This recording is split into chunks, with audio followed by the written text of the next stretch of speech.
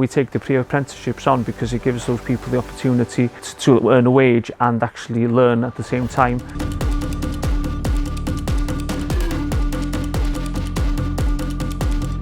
My name's Arwel Vaughan Jones. I'm shift manager at Dinorwig power station working for First Hydro Energy Group. Munud da chi'n dod â gwynebau newydd i'r cwmni ag i'r tîm, maen nhw'n dod â syniadau newydd, hen ag ifanc wedi gweithio mewn llefydd gwahanol, ella meddwl am wneud gwaith mewn ffordd gwahanol. Bwysig iawn bod gennych chi fatha mix da o bobl.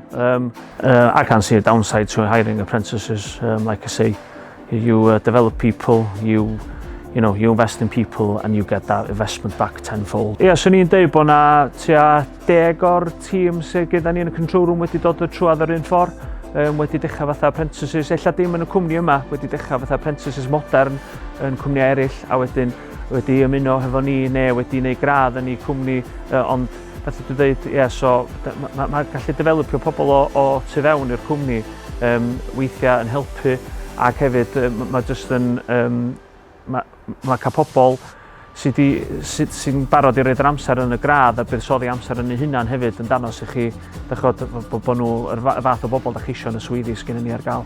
We allocate time to spend with the apprentices and they're all allocated a mentor. That mentor will help them with anything they need really. Anything they need we try and coordinate, and if I don't know myself we can ask somebody else in the business to give them a hand with that.